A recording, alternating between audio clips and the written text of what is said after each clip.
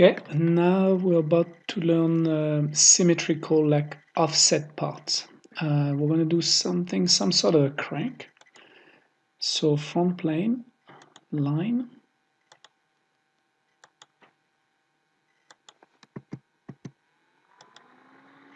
Voila. And once again, centimeters. Edit sketch. This will be 3.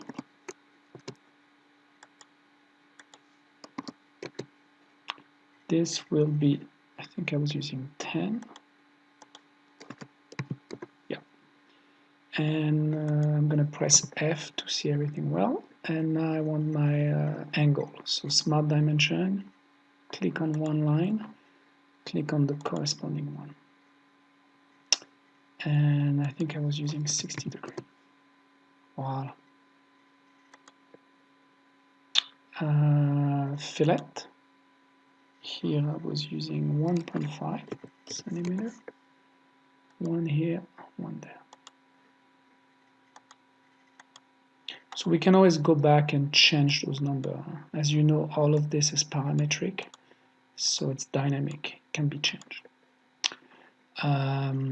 Offset entities, I think I was using 1.5. And just to show you, I'm going to click here. When you have chains, so offset is very useful. You click on a line and it'll create an offset, a new one. If you have chain on, it will walk all around. If you have bidirectional, you'll go both ways. Now, if I use this, I might want this one to be center line, base geometry construction. And you can cap the end with lines or arc. So it's a lot like the slot here, but it's much more powerful because you can do shapes that are much more complex than those ones. Voila. Then I'll go extrude. And here is something new. When we extrude, it always starts from the plane that we started to the left or the right. And you can switch by clicking here. But sometimes you want your sketch to be at the center. So this is where you would go mid-plane. So now your front or top, whatever you use, I think me was the front, plane is at the center of my part.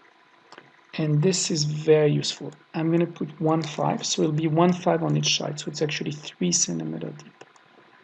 Voila. So now my plane is in the middle, you see.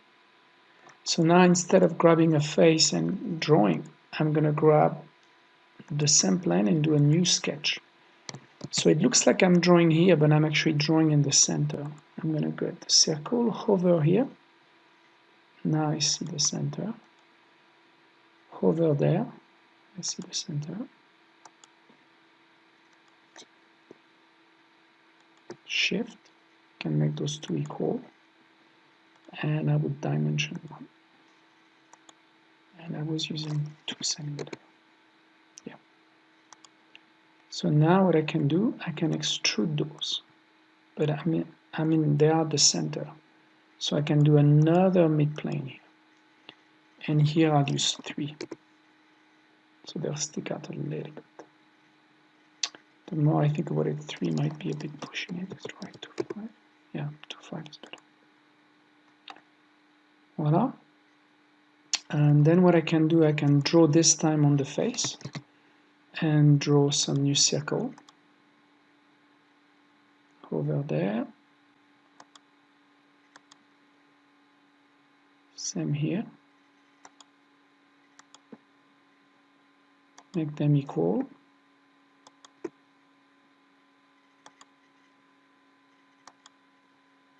And then dimension. So I was using 1.5, I think. Yeah. So now those one are on the top. This is just a bug. Sometime when you go Control 8, I'll show you how to change this. I can show you now. They didn't have this, you see, it went, and I think I was using 2.5. Yeah. But sometime when you go Control 8, it puts it here. It didn't do that before 2012, but since it sometimes does that. So now I'm going to do a cut. And I'm going to cut through everything, so through Wow. If you really want to round this, usually when you do fillet, here 3D fillet feature, start by the widest one. So if you know that you're going to go very wide here, you could almost select that face and you see, drop this down. I don't know if I want fillets here, maybe. But if not, what I can do is just grab one line and he'll try his best to go all along. So always start with the wider one first.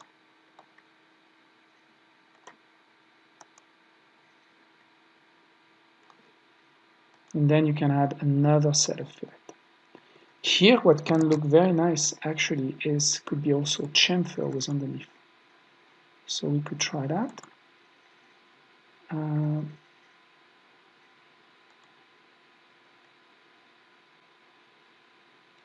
And then chamfer on the back. Wow.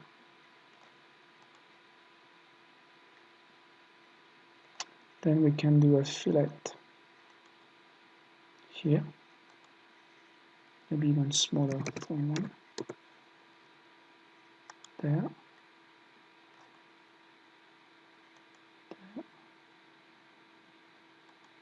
There. So that's okay. And finally, if we really want to do a nice rendering, we could do a really small fillet, like 0.25, and we could do it there on this face. Especially if you're going to use metal for rendering, that could help. For machining, this is not necessary. Voila.